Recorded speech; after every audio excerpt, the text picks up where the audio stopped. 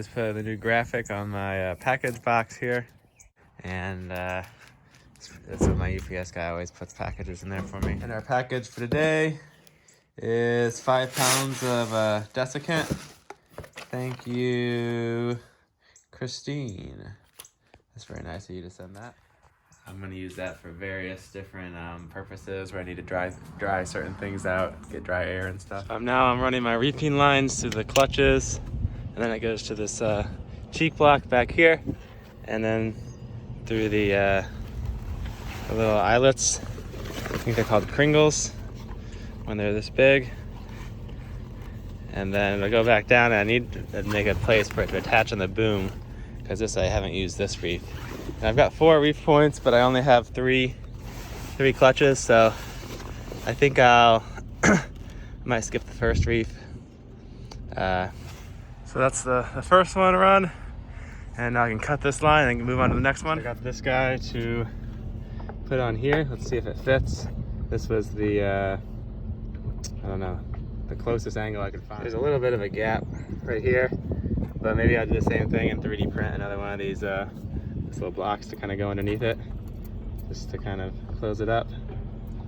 I think it'll work fine. Just needs to hold this in place.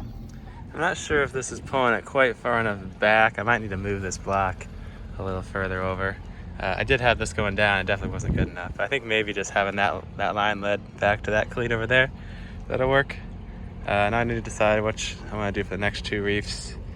I think I'll go to the second one maybe, and yeah.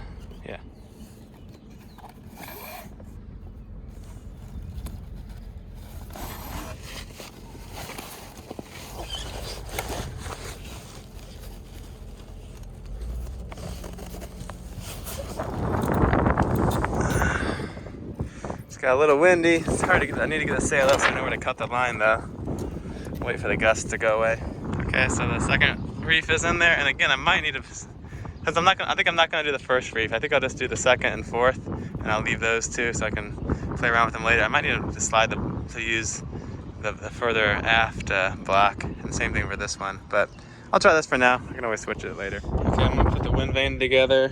The main reason is I want to put the solar panels on, and I want to have the wind vane up so I can see if it won't get in the way of the solar panels. I'm gonna just kind of clean this up because it's kind of dirty, and I got some Lanacoat, and I'll smear that on all the stainless steel bits, while I'm at it, and then try to finagle this thing on the back of the boat. I think one of my issues with this wind vane was this pin right here. It was coming out a little bit, and so it made there was a little bit of play, but I just pounded it in more, so now I think it will be a little less play in the whole system. And you can see the bearing is starting to wear out the aluminum there a little bit, but I don't know if that's bad or not. I guess there's definitely a little play in there. Maybe you need to replace that soon. So the top bearing is a little loose as well, but I think we can get another couple ocean crossings out of it. I think I can just tighten this guy up a little bit. That'll kind of help.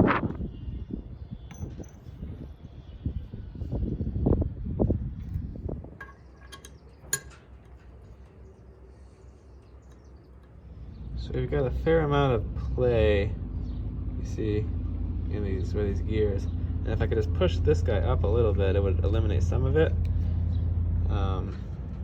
So I'm thinking if I could find some kind of plastic washer. These are supposed to go right here, but if I could make some more of these to go under here, I think that would really help. So I've 3D modeled my little shim. I'm just gonna print that out now. All right, we're back in the workshop. Here's my 3D printed little spacer. That's gonna go right underneath this this big gear, and it looks like it's just the right size to kind of fill in that little gap there. So I'm gonna begin by, I gotta take off the pinion, and I can take out the big gear.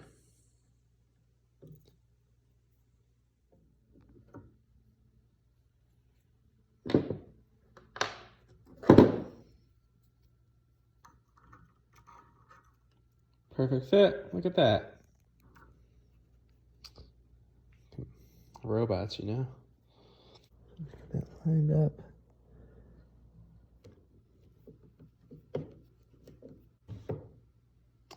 Now, hopefully, I can still get this guy on, and we'll be in good shape.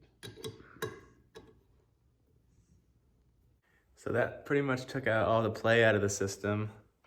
There's a little bit more friction though than there was before. And you can kind of hear it clink, clink, like as it hits as each tooth goes by. So I'm not sure if that friction is going to be a problem. Try this as it is right now because I think it's really nice. Like every little bit of motion of the wind paddle gets transferred to the servo pendulum. So I think that's what we want. We want it to be really, really responsive because that was a problem before. It was just too much slop in the system. And I think because the lever arm on that wind paddle, I think it'll be enough to move this because I can move this pretty easily, you know, with just one finger. I think it will work. But it's just kind of trial and error. We'll see how it goes. Take this on back to the boat. So this is my old Dodger, but I'm gonna repurpose these connectors. I'm just gonna take these guys off. They just come off of these little Allen wrenches. I got a couple new packages today. These are fair leads. I don't have it handy, but I broke one of the original ones that was on the boat. So just got these just to go on the front there, just to kind of guide the dock lines. And those came from Andrew G. Thank you very much. And Andrew, it looks like he also got us these. Oh, perfect. This will finish 2 projects today. So these are going to be the jaws that are going to hold the bimini connectors, which I am scavenging off another project. So that will, yeah, we'll see what this goes to. Also in one more package we got from Gilbert. Thank you, Gilbert, for the ratchet straps. And this is some fiberglass insulation wrap and some ties so I can wrap it around the areas where my diesel heater touches up against the hull. So that should make it safer. All right, I'm gonna mount this guy back on here. It's kind of tricky to do with one hand. So the first part's easy. That slides on, but now I need to slide it off. I need to put a washer, and then I need to put the upright contraption, and then slide it all on together with one more washer too. I somehow managed to get all 3 pieces aligned and 2 washers. Now I just need to straighten this guy up, and I put the bolt in the side, and that'll hold it all on.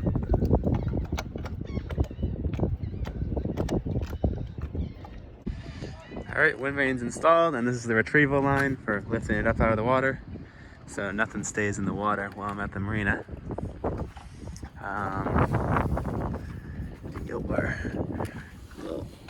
This line. So Dave brought me this 12-gallon fuel tank off of his, I think he had a center console he's not using it for, and I had this is my current diesel tank. I got one that's 6 gallons, and I measured, and this one I think it should fit. I might need to cut the hole just a little bit bigger, but there should be room for this one. And it'll be nice just to have a little more capacity because now I have a diesel heater, so I'll need a little bit more fuel for that to use both of those things. And then also for this Atlantic crossing, I'm a little worried about getting stuck in the Azores high pressure system and running out of wind. And then this will give me enough, since I burn about 1/3 gallon of fuel an hour, this will give me enough to motor through it, hopefully. So I'm gonna take out all the fittings. I got the diesel heater, of course. Unfortunately, this one's gonna be a little short because I cut it for this to fit this fuel tank. And then this is the fuel return and the fuel pickup. So that's the old one out. Now, hopefully this new one will fit just in here the same way. Oh no! Oh, that's such a bummer. Looks like it's too big to go in. So I looked really hard and there's no way I can get this tank to fit into the cockpit locker. Unless I cut the opening bigger. It would fit in the spot where the tank needs to go. But I guess this kind of makes sense because when I took out the original aluminum tank, I just barely squeezed out of the cockpit locker too. So I guess it's got to be a special shape. So I was able to flex the fiberglass just enough to get it started in there, and I think I could get it in if I could just get pop this little fuel fill flange down in there. And these tanks, I've seen them like swell up really big when they get hot, you know. So I'm thinking they're they're kind of flexible. So I got a ratchet strap, and I'm just gonna see if I can squeeze that in. So I got the hard part in, so we're super close now. I think the ratchet strap is hanging us up now. So if I can take the ratchet strap off and maybe I can squeeze it on in there. Okay. Take the pressure off. Ouch. Okay. Get this out of the way.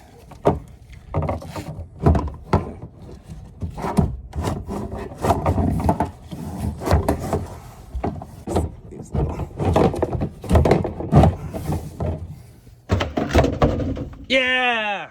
So I'm thinking we're gonna have a perfect fit here.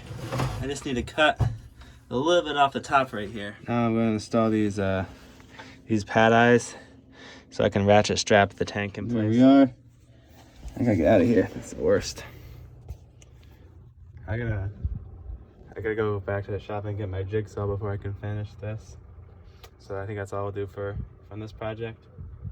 Before I go to bed, I'm gonna try to see if I can get the solar panels mounting started too. I found this this shroud cleat.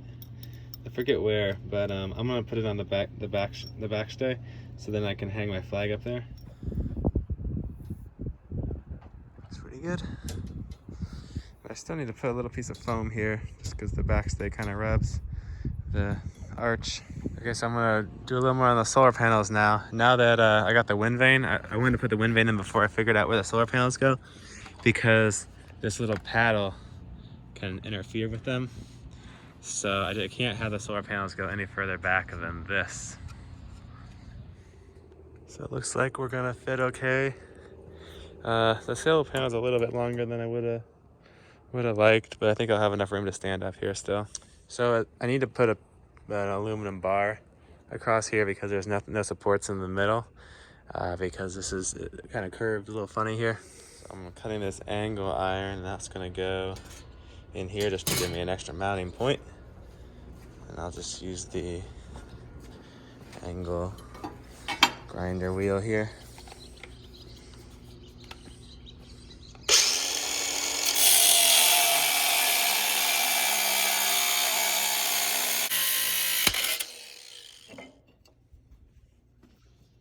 So I got 2 of these. Let's see if they fit. Looks good. Try to drill into here without going through the glass in the solar panel. I put this thing to kind of help stop. Just threaded a 1024 hole through here.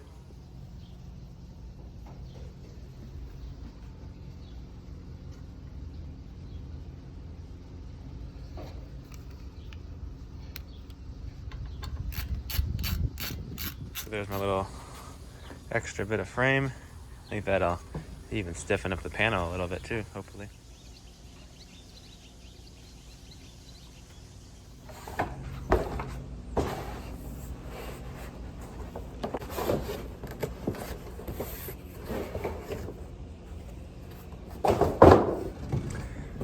All right, I got a second solar panel out. I'm gonna do the same thing on this one. It's solar panel number 2 done. The next 30 print is finished, and switching back to that 0.4 millimeter nozzle, and the quality difference is definitely visible. Everything looks a lot nicer, and looks like a perfect fit. So that will just get this stanchion base at the correct angle. I don't know, kind of a hack, but I think it'll work. The material I'm using here is ASA, and I like that for this application because it has UV resistance, and it's a little bit higher temperature plastic, so it won't warp as quite as easily. So I think that's a good use for it.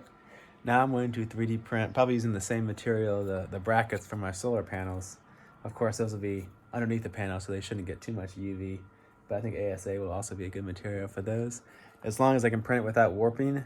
And there's really hardly any warping on this part. It's a little bit smaller. The brackets will be a little bit bigger, but it's looking pretty good. A proper die and die handle, and even some real cutting fluid. I'm gonna give this threading this rod another try. So far, seems to be going on there pretty promising.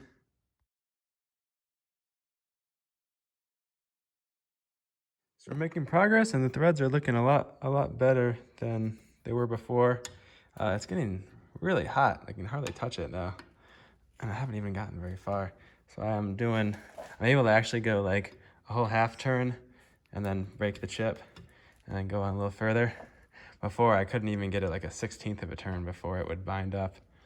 So hopefully that's enough thread. I think I probably need to go about twice that far, but I'm gonna go test this out first. This is the first half of the first solar panel bracket, also made out of ASA. It's package time again. We got layout fluid. That's for marking metal. I'm gonna scrape away to see, where did that come from? No note on that, but we got this gift right here is from Ryan, and it looks like, I think it's a roll of carbon fiber, which I've got some cool plans for that coming up.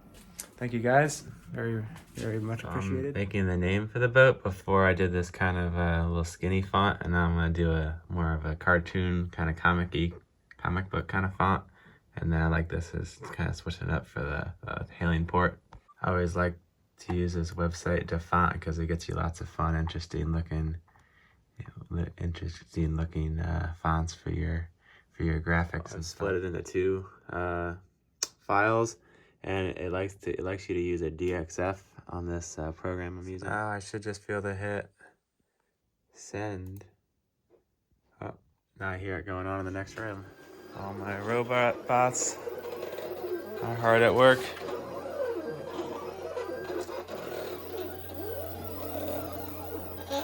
3D printer's printing, the vinyl cutter's cutting. Okay, so I think that one's done. You just gotta pull it this way, and then we can cut it off. It's got a cutter in it.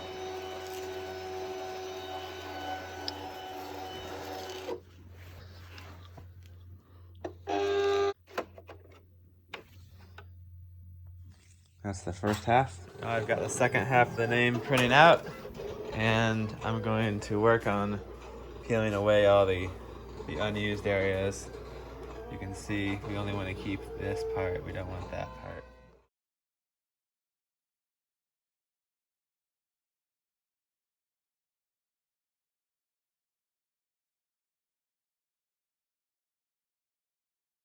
All right, we got that all looking really good. I'll just end up putting some masking tape on this to pull off the letters when I go down to the boat tomorrow. And I just have to do this other half of it over here. Put these railing connectors on the stanchions over here, and that'll let me put these pieces of stainless steel to connect from there back to there. I'm still waiting on the ones that open to fit on the railing back there. Here we go. I think that looks pretty good. So there's a jaw that fits on that, and it opens up because I have to fit around the base and everything. So still waiting on that guy, but this will give me the option in the future if I want to put more solar panels, I can mount them on here. And then of course I'll have my two big ones up there. So I was trying to print the rest of my solar mounts, and I got a little too I don't know, optimistic and try to print them all at once. If I do too many things, always something seems to fail, especially these harder materials like ASA, which don't like to stick very good. Yeah, they don't stick very well, they just come off so easily. So that was a failure. I'm gonna go back to just printing a few at a time. So I cut out this with my jigsaw, so now it's a little bit taller, and hopefully the fuel tank will fit in there. Da, da, da, da, da, da, da. Ooh, it's pretty close. I think it's gonna fit. I got this strapped down really good and secure, and the fuel hose. I switched out this for the old one, and it fit the same fitting. And I'm gonna get this nice and tight as I can, because I don't want any leaks or nothing.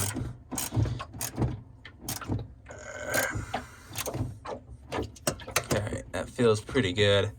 And then, so now I need to do well, I don't really need to do the vent, but the vent is connected also to the fuel return, so I'll do the fuel return probably right here, and then I would need to put the pickup for the diesel heater. Where is that? That's over here. So I have to drill a hole for the fuel return over here. There's a good flat spot there, and then I think this will be a perfect spot for the diesel heater. So I just tested all the wires, and I figured out that this one is my anchor light, and so that's wired up to the anchor light. And then I'm just going to heat shrink this, and then this is the power for the steaming light. That's the light that tells boats if your motor is on or not. And this will connect to that. So I think I'm going to shorten this a little bit. And also I'm going to take out this green wire. It doesn't really do anything. And we'll just kind of try to simplify this, because there's a lot of wires. Eventually all this needs to kind of tuck back up away in here. And there's even some more unused wires. Maybe I can pull those out or something. So I'm feeling pretty good about these connections for the mast light and the steaming light. I just got to kind of tuck those up in here. And then all I need to do is I need to take this off. And I got to connect a new one of these for the antenna wire. And then that will be for my VHF and AIS. 3D printed these brackets for my solar panel mounts, but I'm gonna put a piece of aluminum behind them too, just in case they end up breaking, because they're probably not super strong. The whole structure is a lot stiffer now. This used to be kind of floppy, and now it feels pretty good. And I 3D printed these guys here, and I put a piece of aluminum at the bottom. So in case the 3D prints crack it, the mounts don't fall apart. So I think that'll work pretty nicely. It's a lot rigider. Cool boat to go sailing on. What is this boat? You want to introduce yourself in the boat? Gozard 36 Pilot House. Very cool. One of 9 made. And you sailed it up from Florida? Yeah, around the Gulf side of Florida. Badass. Yeah, Excited. trip. Mm-hmm. The dog's a little reluctant today. Getting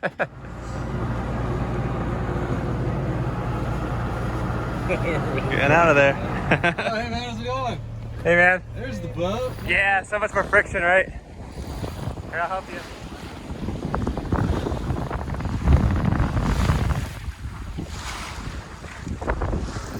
One of the interesting things on this boat is that instead of 2 Genoa winches, there's just one in the middle of the really big cockpit. I thought that was kind of neat, because it locates everything kind of more conveniently in the center there, and you don't have to hang out over on the side and go back and forth when you're tacking. The Gozard captain. Sam Holmes at the helm in the Gozard 36. Sailing the big boy boat. Big boat today. Big boat. I got all the bells and whistles. This is always the best. Nice windlass. Best part of the boat up here. There we go. King of the world.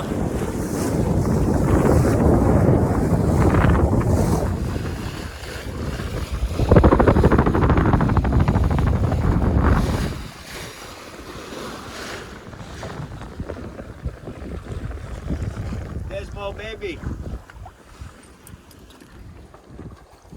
Okay. Yeah, you got those full battens. They're full battens and lazy jacks is tough. But they really help for like that. Yeah. Across from the beam is full. Pretty crowded nowadays. Thanks for watching. I'll see you guys next time.